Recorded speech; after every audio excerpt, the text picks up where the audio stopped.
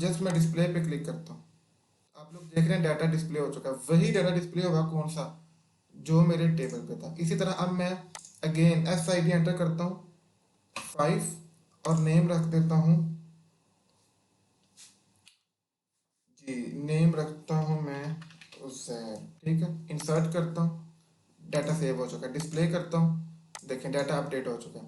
इसी तरह अगर आपने अपडेट करना है तो भाई किस रिकॉर्ड को अपडेट करना है बता दो। मैं जो ना जी रो 2 को इसको अपडेट करना चाहता हूँ। हैदर है, हैदर से गेन वापस मैं अली करना चाहता हूँ। अपडेट पे क्लिक करूँगा, अपडेट आगे डिस्प्ले करता हूँ तो ये देखें डाटा अपडेट हो चुका है। इसी तरह आप लोग डिलीट करना चाहते हैं, भाई किस रो को डिलीट करना चाह रहे हैं, 4 वाले को। मैंने 4 पे क्लिक किया, एस नेम अब नहीं बताऊंगा, डिलीट पे क्लिक, तो देखें डाटा डिलीट हो चुका है। डिस्प्ले करेंगे तो 4 वाले रिमूव हो चुके हैं। तो इंसर्ट भी काम कर रहा है, अपडेट भी काम कर रहा है, डिलीट भी काम कर रहा है और डिस्प्ले भी काम कर रहा है। तो इसी तरह से ही एक डेस्कटॉप एप्लीकेशन तैयार की जाती है। ये हमारी डेटाबेस थी जिसमें सारे का सारा डाटा आके स्टोर होता है। इसी तरह आप डेटाबेस के टेबल बढ़ा सकते हैं, टेबल में एट्रीब्यूट बढ़ा सकते हैं, लेकिन फंडा यही रहेगा। बिस्मिल्लाहिर्रहमानिर्रहीम, अस्सलाम वालेकुम गाइस, उम्मीद है सब आफियत से होंगे। क्लास आज के इस एपिसोड में हम लोग ये समझेंगे कि जो डेस्कटॉप एप्लीकेशन है, डेस्कटॉप एप्लीकेशन से मुराद विंडो में जितनी भी एप्लीकेशन आप लोग यूज़ करते हैं, इस्तेमाल करते हैं, ये कैसे क्रिएट होती हैं। तो आज की क्लास में सबसे पहले जो हमारी प्राइमरी रिक्वायरमेंट है, एक विजुअल स्टूडियो, और सेकंड जो हमारी रिक्वायरमेंट है वो है SQL server. Okay, SQL server कैसे इंस्टॉल करना है मैं इसकी वीडियो आपको ऑलरेडी प्रोवाइड कर चुका हूँ। तो विजुअल स्टूडियो का इंटरफेस है, यहाँ पे जस्ट आपने अगेन वही विंडो फॉर्म यूज़ करना है, बिकॉज हमारी जितनी भी डेस्कटॉप एप्लीकेशन हैं वो 2 फ्रेमवर्क से बनती है, विंडो फॉर्म और विंडो प्रेजेंटेशन फाउंडेशन WPF। ये 2 ऐसे UI फ्रेमवर्क हैं, इनको हम UI फ्रेमवर्क बोलते हैं, जिनके कारण आप लोग डेस्कटॉप एप्लीकेशंस को क्रिएट करते हैं। तो बेसिकली आज का जो हमारा फोकस, जो हमारा गोल है वो है करंट ऑपरेशन, डाटा क्रिएट करना, रीड करना, अपडेट करना एंड डिलीट करना with the help of database. तो सबसे पहले यहाँ पे मैं लिख रहा हूँ विन फार्म। तो आपको पता है हम लोग C# वाली कैटेगरी को सिलेक्ट करते हैं। नेक्स्ट, प्रोजेक्ट को आप सेव कर सकते हैं, माय फर्स्ट डेस्कटॉप एप्लीकेशन, आप ऐसे लिख सकते हैं, माय फर्स्ट डेस्कटॉप एप्लीकेशन, ये मैंने नाम रख दिया। लोकेशन आप लोग अपनी मर्जी की एडजस्ट कर सकते हैं। नेक्स्ट, ओके गाइस, एक तरफ ये हमारा प्रोजेक्ट रेडी हो चुका है। सेकंड, दूसरी तरफ आपने यहाँ पे टाइप करना है SSMS। इसको टाइप करके सर्च करके आपने Microsoft SQL server management studio इसको ओपन कर लेना। जैसे ही आप मैनेजमेंट स्टूडियो को ओपन करेंगे तो ये इंटरफेस आपके सामने आएगा, ठीक है जी। मुमकिन है ये चीज़ आपके सामने आए, ठीक है। तो आपने जस्ट इसको कनेक्ट करना और कुछ भी नहीं करना। कनेक्ट करने के बाद यहाँ पे डेटाबेसिस लिखा हुआ है। जैसे ही मैं इस डेटाबेसिस वाले सेक्शन को एक्सपेंड करता हूँ तो आप लोग देख रहे हैं मेरे पास काफ़ी सारी डेटाबेस यहाँ पे मौजूद हैं, ऑनलाइन शॉप की, लाइब्रेरी की, ठीक है, ऑनलाइन स्टोर की, वेल केयर की। बट आपको ऐसा कुछ नहीं मिलने वाला। ये मैंने डेटाबेसिस पहले से क्रिएट किए हुए हैं, ये मैंने ऑलरेडी जो है ना वो काम किया हुआ है पहले का। आपको यहाँ कुछ नज़र नहीं आने वाला। जस्ट आपने इस डेटाबेस पे सबसे पहले राइट क्लिक करना है, न्यू डेटाबेस। आपको पता है इससे पहले जब हमने डेटाबेस सीखी थी, डेटाबेस को समझा था, तो तब हम ओरेकल यूज़ करते थे, ठीक है, वो प्योर SQL। बट मार्केट में वो यूज़ नहीं होती, वो समझने के लिए, कंसेप्ट समझने के लिए हम लोग यूज़ करते हैं। अमूमन मार्केट में ये चीज़ यूज़ होती है। तो तब भी आपको याद होगा कि हम पहले डेटाबेस क्रिएट करते थे, डेटाबेस क्रिएट करने के बाद हम लोग टेबल क्रिएट करते थे। तो बिल्कुल स्टेप वही है, जस्ट अब इंटरफेस चेंज हुआ है, बाकी चीज़ें वही हैं और ये इंटरफेस उससे बहुत आसान है। आप खुद अभी इमेजिन करेंगे। अच्छा, आपकी मर्जी है, आपकी चॉइस है। आप लोग माइक्रोसॉफ्ट एसक्यूएल सर्वर को भी यूज़ कर सकते हैं और माइक्रोसॉफ्ट एक्सेस को भी यूज़ कर सकते हैं, ठीक है। दोनों माइक्रोसॉफ्ट की प्रोडक्ट है, बट जो एसक्यूएल सर्वर है इसमें जो फीचर हैं वेरी रिच हैं, मार्केट में आज यही यूज़ होती है, एसक्यूएल सर्वर। बट अगर आपका सिस्टम जो है ना इसको अफोर्ड नहीं कर रहा, आपका सिस्टम इतना हैवी नहीं कि वो एसक्यूएल सर्वर को अफोर्ड कर सके, तो आप माइक्रोसॉफ्ट एक्सेस को भी यूज़ कर सकते हैं। By the way SQL server भी अफोर्ड कर लेगा आपका सिस्टम। तो डेटाबेस का नाम कोई भी रख सकते हैं, डिपेंड करता है आप पे। तो मैं इसका नाम रख लेता हूँ जी, करड, CRUD। करंट मैंने डेटाबेस का नाम रख लिया। या आपने जो भी एप्लीकेशन डेवलप करनी है तो इधर भी मैं लिख लेता हूँ माई फर्स्ट डीबी, भाई मेरी फर्स्ट डेटाबेस है, ठीक है। माई फर्स्ट डीबी इसका नाम कोई भी रख सकते हैं, जस्ट आपने ओके कर देना। तो गाइस डेटाबेस क्रिएट हो चुकी है। ये है हमारी डेटाबेस माई फर्स्ट डीबी। इस डेटाबेस को आपने एक्सपैंड करना है और नीचे आपके सामने टेबल आ चुके हैं। टेबल्स पर राइट क्लिक करें, न्यू टेबल। तो ये चीज़ आपके सामने आ चुकी है। अब टेबल के सबसे पहले हम लोग क्या करते हैं, कॉलम एट्रीब्यूट। सही है। तो मैं यहाँ पे ले रहा हूँ जी SID। नेक्स्ट मैं ले रहा हूँ गाइस SNAME। ठीक है जी। फिलहाल सिर्फ यही दो चीज़ें मैं ले रहा हूँ, बिल्कुल सिंपल कर रहा हूँ आपको कंसेप्ट समझाने के लिए। ठीक है। आपको अगर 2 कॉलम ऐड करने आ गए तो 20 भी कर सकते हैं, आप 100 भी कर सकते हैं। ठीक है। आपको पता है प्राइमरी की को हम लोग ये अलो नल, ठीक है, प्राइमरी की को कभी भी हम नल नहीं कर सकते। प्राइमरी की दो चीज़ें थी, एक यूनिक होती है, एक वो नल नहीं हो सकती। तो इसको आप लोग जो है ना अलो नल को रिमूव कर दें और नीचे आप चेक कर दें। जस्ट इतना सा काम था। ये टेबल हमारा रेडी है। और आपको पता है प्राइमरी की तो मस्ट है, सेट प्राइमरी की कर दें। तो SID को मैंने प्राइमरी की बना दिया। जैसे ही मैं इस टेबल को यहाँ से क्लोज करूंगा तो वो मुझसे पूछेगा यस, और मैं टेबल का नाम रखूंगा। बताएं आपने टेबल का क्या नाम रखना है। तो मैं इसका नाम रख रहा हूँ जी STD। टेबल का नाम है STD। डेटाबेस का क्या नाम है, माई फर्स्ट DB। और उस डेटाबेस में एक टेबल मैंने जस्ट क्रिएट किया और उसके अंदर दो ही एट्रीब्यूट है, SID और SNAME। ओके कर दें इसे। तो अब आपकी डेटाबेस रेडी हो चुकी है। ठीक है। मैं अगेन फर्दर अपने प्रोजेक्ट पे आ चुका हूँ। यहाँ पे टूल बार से मैं दो चीज़ें लूँगा। एक टेक्स्ट बॉक्स लेंगे हम लोग, सेकंड हम लोग क्या लेंगे, यहाँ से बटन ले लेते हैं। ठीक है जी, ठीक हो गया जी। अब ये टेक्स्ट बॉक्स मुझे एक नहीं दो चाहिए, तो Ctrl+C से कॉपी करके Ctrl+V से पेस्ट कर दें। ओके गाइस, तो इट्स मीन ये देखें दो टेक्स्ट बॉक्स मेरे पास आ चुके हैं। आप लेबल लेना चाहते हैं तो लेबल भी ले लें। जी मैंने लेबल ले लिया। इसकी प्रॉपर्टीज पे जाएं, सॉरी, लेबल लेबल की प्रॉपर्टीज पे जाके आप इसका नाम क्या रख दें, SID। जी ठीक है। इस लेबल को यहाँ से कॉपी करके अगेन पेस्ट करें और इसकी प्रॉपर्टीज पे जाके गाइस आप इसका नाम रख सकते हैं SNAME। स्टूडेंट, इसके बाद ये बटन है। तो बटन, एक बटन किसके लिए होगा, डाटा इंसर्ट करने के लिए। एक बटन किसके लिए होगा, डाटा अपडेट करने के लिए। एक बटन किस लिए होगा, डिलीट करने के लिए, क्योंकि करंट ऑपरेशन परफॉर्म करना। और एक किस लिए होगा, डाटा को डिस्प्ले करने के लिए। ठीक है। इंसर्ट करवाएंगे हम लोग, डिलीट करवाएंगे, अपडेट करवाएंगे और डिस्प्ले करवाएंगे। और एक लास्ट चीज़, यहाँ से मुझे डाटा ग्रिड व्यू भी चाहिए। ये डाटा ग्रिड व्यू भला मैंने क्यों लिया, इसका मकसद गाइस जस्ट डाटा को डिस्प्ले करवाना है और कोई पर्पज नहीं है। तो मुझे बस यही टूल चाहिए थे, इसके अलावा मुझे कोई टूल नहीं चाहिए। टूल मैंने ले लिए हुए हैं, अब मैं लॉजिक पे काम करूंगा। तो सबसे पहले आपने क्या करना है, क्लिक किया है टेक्स्ट बॉक्स पे। अब टेक्स्ट बॉक्स की प्रॉपर्टीज पे जा रहा हूँ। सबसे पहले टॉप पे आए तो ये देखें ये नेम है, तो इसका नेम क्या है, टेक्स्ट बॉक्स 1। तो मैं इसका नेम टेक्स्ट बॉक्स 1 से चेंज कर रहा हूँ ID। ठीक है। चलें इसको भी आप SID ही कर दें, ID कर दें या SID जो भी है। मैंने इसका नेम चेंज किया। ठीक है। ओके, इस पे क्लिक करें, प्रॉपर्टीज पे आए और इसका नाम क्या है, टेक्स्ट बॉक्स 2। और इसका नाम आप लोग रख दें SNAME।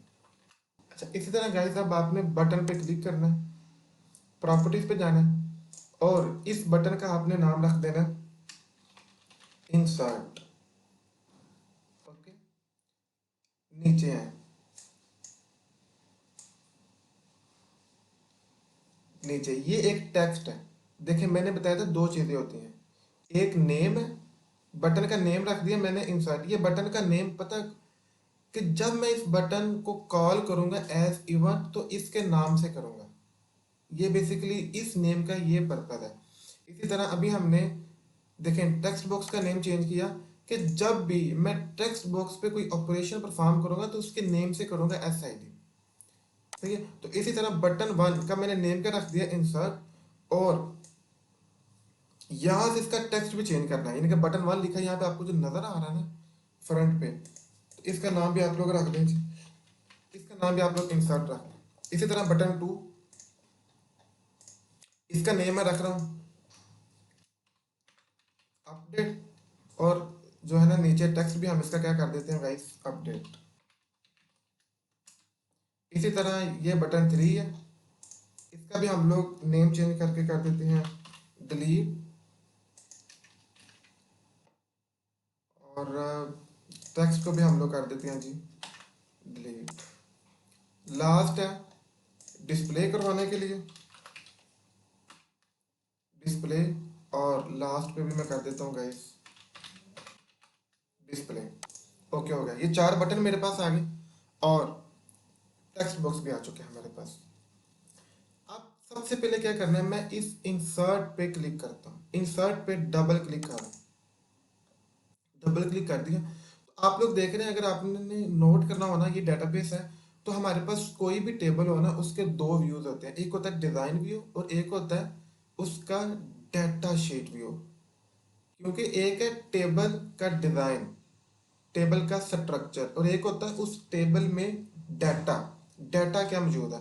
तो अभी जो आपके सामने नजर आ रहा है ये आपको टेबल का डिजाइन व्यू नजर आ रहा है, बट अगर मैं इसी टेबल पर राइट क्लिक करके एडिट टॉप 200 रोज पे क्लिक करूंगा तो आपको इस टेबल का जो डाटा शीट व्यू होगा गाइस वो मिल जाएगा। तो गाइस आप लोग देख रहे हैं ये इस टेबल का डाटा शीट व्यू है, यानी कि ये देखें स्टूडेंट आईडी स्टूडेंट नेम, तो यहाँ पे नीचे रिकॉर्ड होगा, अभी रिकॉर्ड नल है क्योंकि मैंने कोई रिकॉर्ड एंटर नहीं किया, तो यहाँ पे जो रिकॉर्ड आएगा वो यहाँ से आएगा।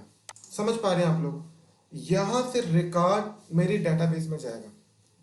पहला स्टेप है कि हम डेटाबेस को विजुअल स्टूडियो के साथ कनेक्ट करेंगे, तो उसका मेथड क्या है, आपको यहाँ पे एक चीज नजर आ रही है सर्वर एक्सप्लोर, तो आपने इस सर्वर एक्सप्लोर पे क्लिक कर देना। सर्वर एक्सप्लोर पे क्लिक करने के बाद यहाँ पे कनेक्ट टू डेटाबेस पे आपने क्लिक करना जी। तो यहाँ पे गाइस आपको सर्वर नेम पूछ रहा है, ये सर्वर नेम भला कौन सा होता है, SSMS पे जाते हैं, यहाँ पे ऊपर कनेक्ट नजर आ रहा है, अगर आप इस कनेक्ट वाले बटन पे क्लिक करेंगे डेटाबेस इंजन इसको ओपन कीजिए तो ये सर्वर नेम आपको नजर आ रहा है। इस सर्वर नेम को आप यहाँ से कर लें कॉपी कंट्रोल C से, और यहाँ पे सर्वर नेम आपने पेस्ट कर देना। जैसे ही सर्वर नेम पेस्ट करेंगे तो यहाँ पे ड्रॉप डाउन आपको मिल जाएगी, तो अब आपने उस सर्वर में डेटाबेस सेलेक्ट करना। तो आपको याद है गाइस हमने कौन सी डेटाबेस रखी थी, अपने जो डेटाबेस का नाम रखा था माई फर्स्ट DB, तो आपने अपनी डेटाबेस जो क्रिएट की होगी उसको यहाँ से सिलेक्ट कर लेना और ओके, ठीक है। तो फौरन यहाँ पे आपको आपकी डेटाबेस जो आप लोगों ने इंपोर्ट की होगी वो मिल जाएगी। इसको मजीद आप लोग एक्सपेंड कर सकते हैं। टेबल आपको पता है हमारी डेटाबेस में एक ही टेबल था STD, और STD में दो ही एट्रीब्यूट थे स्टूडेंट आईडी स्टूडेंट नेम, तो ये मेरी डेटाबेस मेरे विजुअल स्टूडियो के साथ कनेक्ट हो चुकी है। ओके चलें अब सुकून के साथ काम करते हैं। मैं इंसर्ट पे डबल क्लिक कर रहा हूँ, तो यहाँ पे आपने सबसे पहले क्यूरी लिखनी है SQL कनेक्शन, SQL कनेक्शन। मैं इसका ऑब्जेक्ट क्रिएट कर रहा हूँ O से या C से कर लें आप, इक्वल टू न्यू, और आपको पता ऑब्जेक्ट क्रिएट करने का यही तरीका है हमारे पास, न्यू SQL कनेक्शन।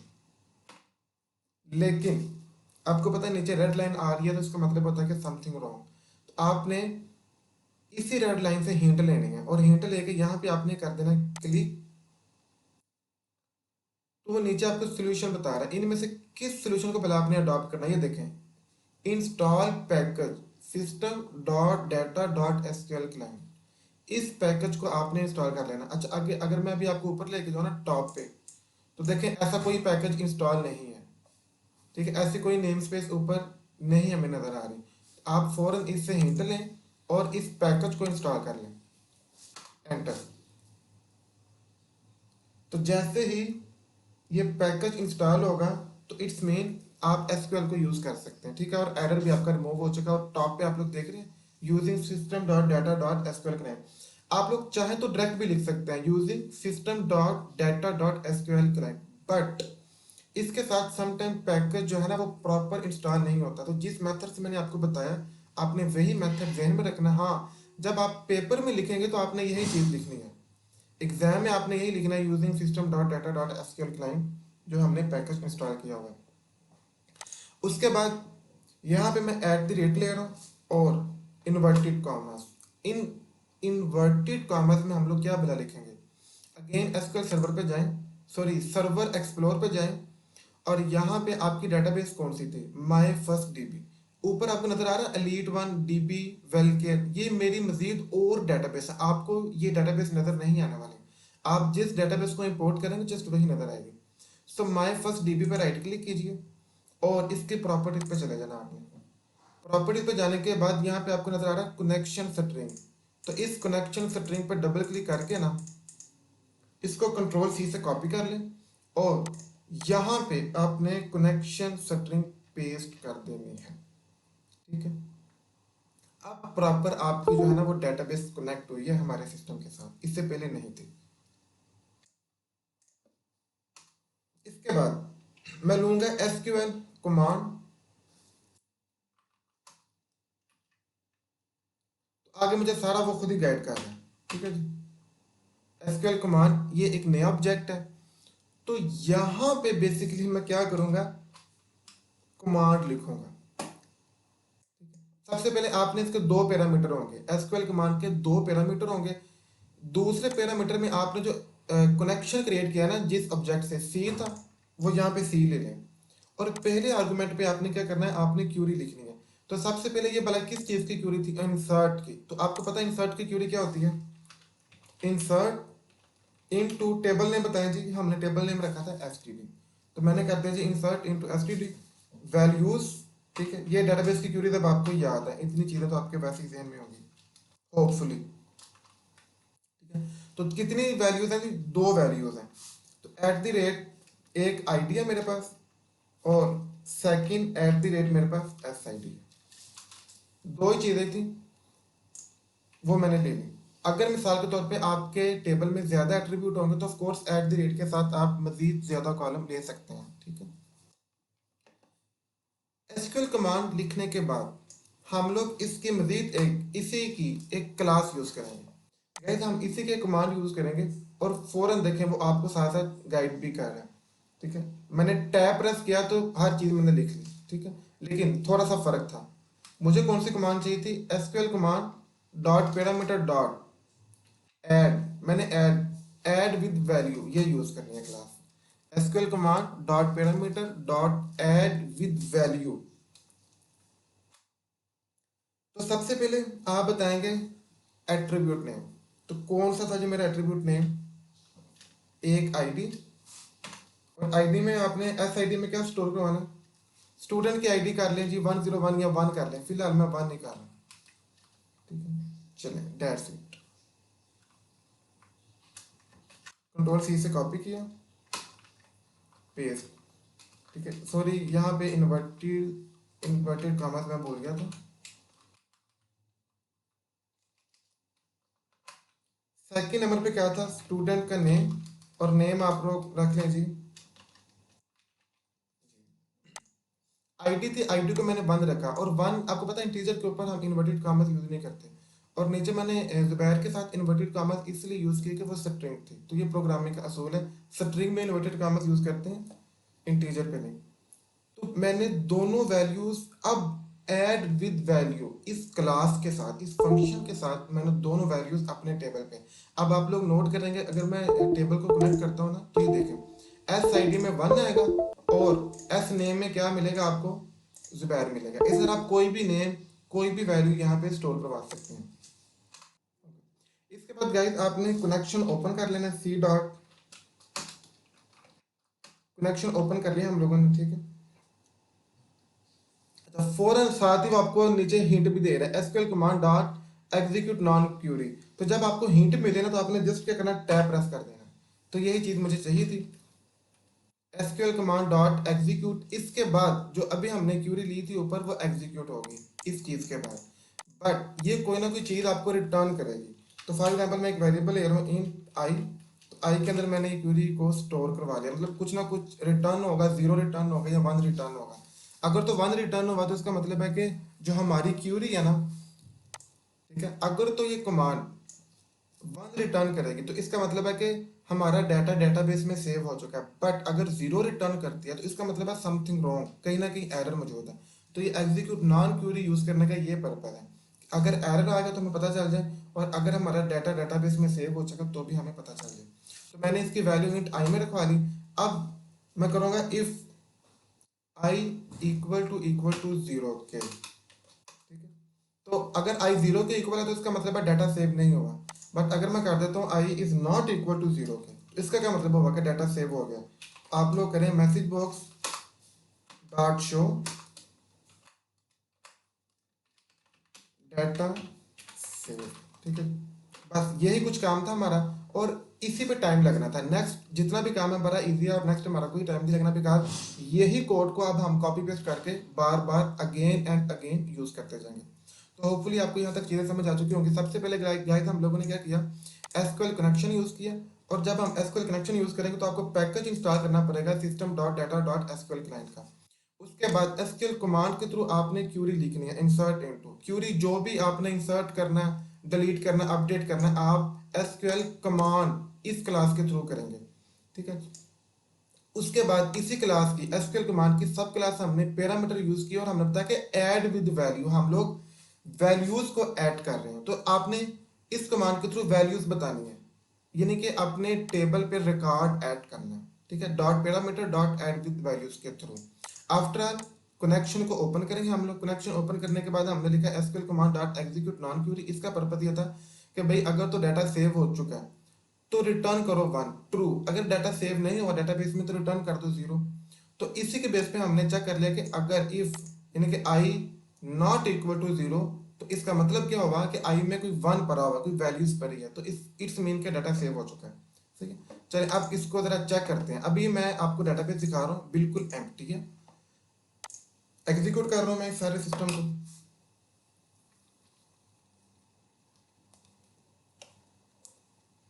जी, एरर्स आ रहे हैं, 1 सेकेंड गाइस, एरर को देख लेते हैं किस चीज़ का। हाँ जी, यहाँ पे देखें, सॉरी ये एक चीज़ हमसे ऐड हो चुकी थी, इसकी वजह से एरर आ रहा था। सो होपफुली अब एरर नहीं होगा, ठीक है जी। मैं जस्ट इंसर्ट पे क्लिक कर रहा हूँ, मैंने टेक्स्ट बॉक्स पे वैल्यू नहीं दी। क्यों नहीं दी अभी आपको मैं रीजन बताऊंगा। मैंने जस्ट इंसर्ट पे क्लिक किया तो एरर चल चुका जी।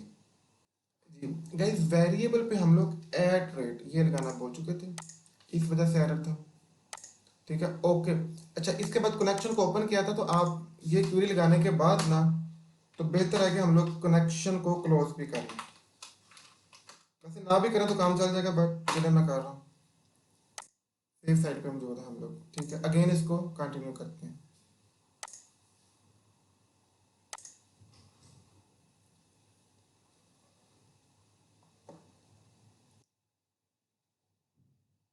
जी, तो जस्ट आप लोगों ने इंसर्ट पे क्लिक कर देना।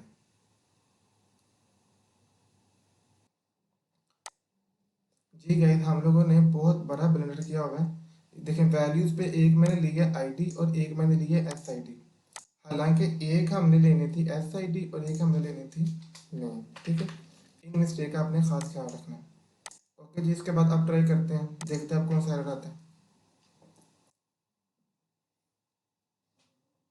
इंसर्ट पे क्लिक कर दिया मैंने, डाटा सेव, डाटाबेस पे जाके चेक करता हूँ क्या वाकई डाटा सेव होगा कि नहीं, ठीक है जी। टेबल कहाँ था हमारे पास, ये था D B S T D. इसको राइट क्लिक करके पहले कर लें रिफ्रेश। रिफ्रेश करने के बाद राइट क्लिक करें और एडिट टॉप टू 100 रोज। जी, तो आप लोग देख रहे हैं मैंने 1 और जुबैर यही हमने आईडी और नाम दिया था। ठीक है, तो यही सब कुछ आपको यहाँ पे नज़र आ रहा है। बट सवाल ये है कि मैंने तो बात की थी कि हम लोग डाटा इंसर्ट करवाएंगे, इस आईडी को आईडी देंगे और इस टेक्स्ट बॉक्स को हम नेम देंगे। तो बस आपने एक छोटी सी चेंजिंग करनी है यहाँ पे। ऊपर वाले टेक्स्ट बॉक्स का क्या नाम था भला?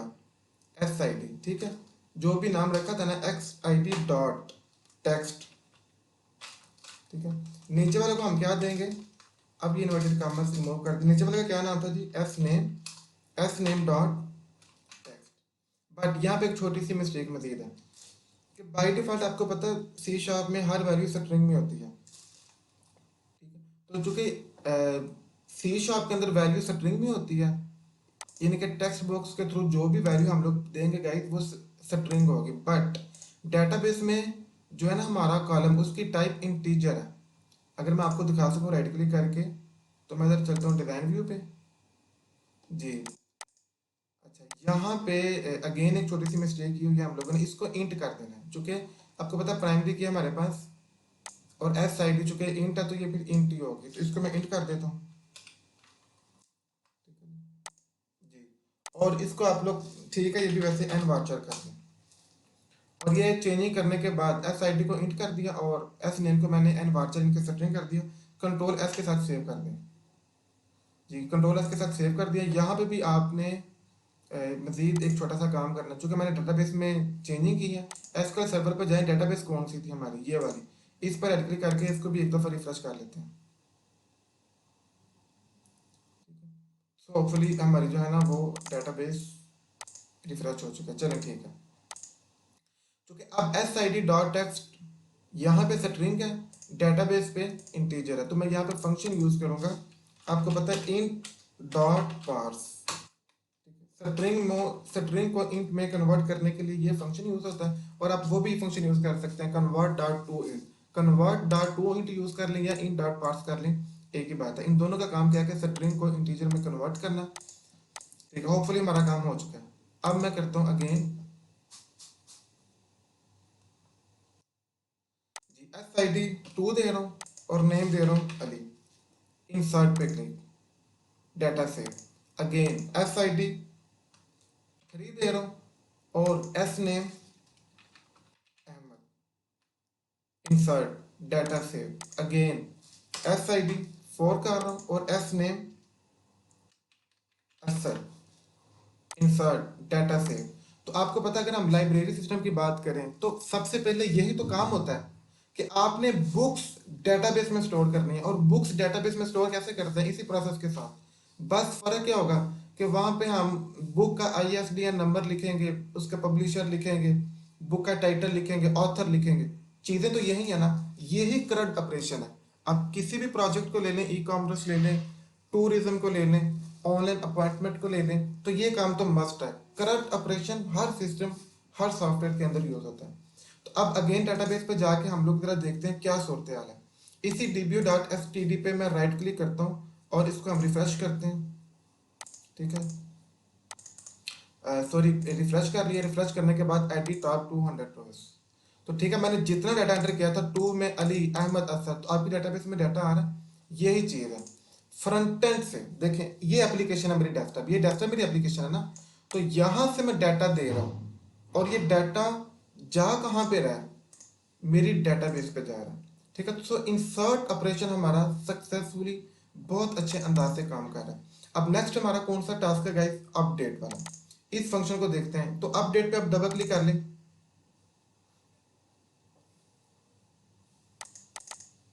जी। अपडेट पे मैंने डबल क्लिक किया, ऊपर वाला सारा कोड जो है ना गाइस, इसको मैं यहां से चुपचाप करके कॉपी कर लूंगा, यहां से पेस्ट। फर्क कहां पे आएगा आपको पता है, सिर्फ इस चीज पे फर्क आएगा। अब आपने क्या करना, अपडेट टेबल का नाम std set, update std set. अब सबसे पहले आप लोगों ने क्या बताना है? कॉलम का नेम बताना है। कॉलम का नेम है एस आई डी, ठीक है। अच्छा सॉरी, एस आई डी नहीं, सिर्फ S name. S name equal to हो जाए किसके? At the rate S name, ठीक है। अच्छा ये एस नेम पता है कौन सा है? ये वाला, ये है। आपको मैं साथ साथ दिखा भी दूँ, ये एस नेम ये वाला गाइस जो हमारी डेटाबेस पे मौजूद है। बट ये एस नेम क्या है? ये मेरा वेरिएबल है। ठीक है, ये वेरिएबल का नेम है और ये गाइस कौन सा है जो डेटाबेस में कॉलम मैंने लिया। ठीक है, update S T D set भाई एस नेम को, ये वेरिएबल, अब वेरिएबल में क्या स्टोर करना वो बात की बात है। Where where I D, where S I D equal to variable S I D. इस बात का भला क्या मतलब है कि हमें पता है कि जब भी डेटाबेस में हम लोग डाटा अपडेट करते हैं तो प्राइमरी आईडी के अगेंस्ट करते हैं। तो मैंने बता दिया चूंकि ये रो को यूनिकली आइडेंटिफाई करती है, तो मैंने बता दिया कि भाई नेम चेंज कर दो इस आईडी के अगेंस्ट। ठीक है, ये मेरी क्यूरी थी, डन। तो मेरा ख्याल है प्रोजेक्ट बिल्कुल कंप्लीट है, बस इतना ही फर्क था, बाकी सब चीज़ें एज इट इज रहेंगी। चलें ज़रा ट्राई करते हैं, अपडेट करता हूँ। सॉरी, मैंने इसको ज़रा सेव कर लेता हूँ एक दफ़ा। चलें जी, अच्छा डेटाबेस पे देखें, बताएं किस आईडी का आपने जो है ना डाटा। मैं चाहता हूँ ये जो अली है ना, अली की आईडी कौन सी है, 2। तो अली का नेम अली से क्या हो जाए, हैदर हो जाए। ठीक है, अली का नेम अली से हैदर हो जाए, तो अली की आईडी क्या है, 2 और हैदर कर दें। तो किस पे क्लिक करूंगा, अपडेट। उसने बोला डाटा सेव, यहाँ पे हालांकि डाटा सेव नहीं आना चाहिए, यहाँ पे क्या आना चाहिए, डाटा अपडेटेड। बाद में सेटिंग कर लूंगा, लेकिन यहाँ पे जाके पहले आपको मैं फ़र्क बता दूं। राइट क्लिक करें, रिफ्रेश कीजिए, अगेन राइट क्लिक करके एडिट टॉप 200 रोज। जी, आप देख रहे हैं अली से क्या हो गया, हैदर। तो इट्स मीन हमारा डाटा भी अपडेट हो रहा है, बस फ़र्क यहाँ पे आप कर दें डाटा अपडेटेड, डाटा अपडेटेड। अब नेक्स्ट क्या है जी, डाटा डिलीट करना है, तो डिलीट पे डबल क्लिक कर दें, सारे के सारा वही कोड पेस्ट कर दें। ओके गाइस, जी, सारा सेम और वही कोड हम लोगों ने पेस्ट भी कर लिया। अब फर्क कहाँ पे आएगा, सिर्फ इस चीज पे, डिलीट फ्रॉम टेबल का नाम S T D, where column लिखें S I D equal to variable क्या दें जी, एस आई डी। और अब इसमें जो कि सिर्फ एस आई डी है और ये नेम रिमूव कर दें। अब आप सोचेंगे कि मैंने वो नेम वाली जो है ना वो कमांड क्यों रिमूव की भला। आपको पता है हम लोग जब रो डिलीट करते हैं तो सिर्फ रो की आईडी बताते हैं, फिर मैं ये नहीं बताता कि कॉलम, देखिए कॉलम डिलीट नहीं होते, रो डिलीट होती है। समझ पा रहे हैं इस चीज को। जब डाटा इंसर्ट या डाटा अपडेट करते हैं तो हम लोग कॉलम वाइज करते हैं। मैं बता देता हूँ कि भाई आपने जहाँ पे आईडी है वहाँ पे स्टूडेंट नेम ये रखना है, लास्ट नेम ये रखना है। तो जब डाटा इंसर्ट करते हैं तो हम लोग बेसिकली करते तो रो वाइज है, लेकिन हम कॉलम इंसर्ट कर रहे होते हैं ना, वैल्यूज इंसर्ट कर रहे होते हैं। बट जब मैंने रो, तो फिर मैंने पूरी रो को डिलीट करना है, पूरी रो को। उस रो के अंदर अगर 20 कॉलम है, 20 के 20 जाएंगे। तो इसलिए सिर्फ मुझे आईडी चाहिए थी, रो मुझे चाहिए कौन सी रो डिलीट करनी है। तो सिर्फ मुझे रो चाहिए ना कि भाई कौन सी रो डिलीट करनी है। अब मुझे नाम नूम से कोई गर्ज नहीं है। सही है, बाकी चीज़ें वही रहेंगी, सेव कर लेंगे, देखते हैं जी। हाँ, एक और फर्क यहाँ पे मैं क्या कहूँगा, डाटा डिलीटेड। ओके जी, इसको चलाएं।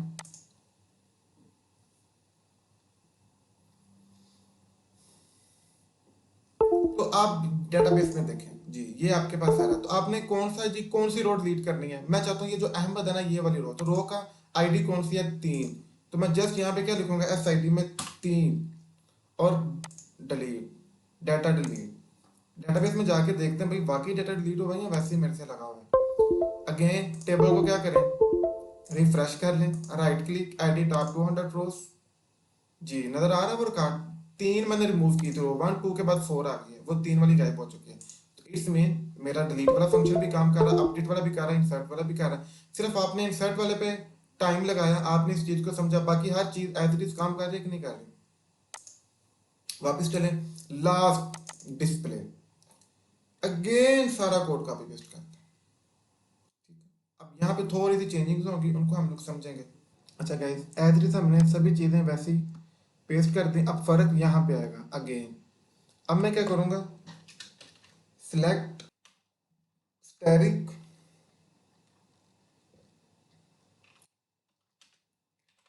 From S T D.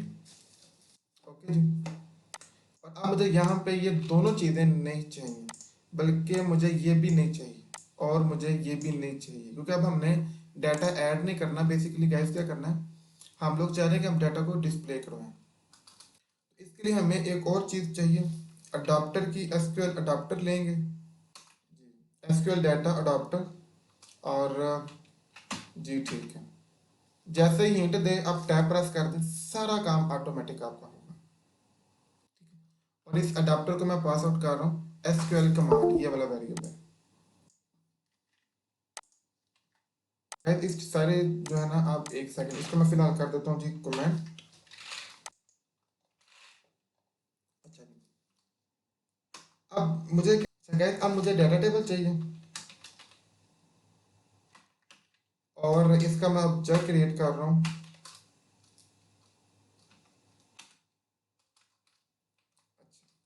Again आप लोग देख रहे हैं कि डाटा टेबल पे भी ना नीचे रेड लाइन आ रही है, इस पे अगेन हिंट लें, देखें। और ये क्लास जो है ना, यूजिंग सिस्टम डॉट डाटा, इस पे क्लिक करते हैं तो ये चीज़ भी फिक्स हो जाएगी। लास्ट में guys simple SQL data adapter था, dot field D data grid view one dot data source.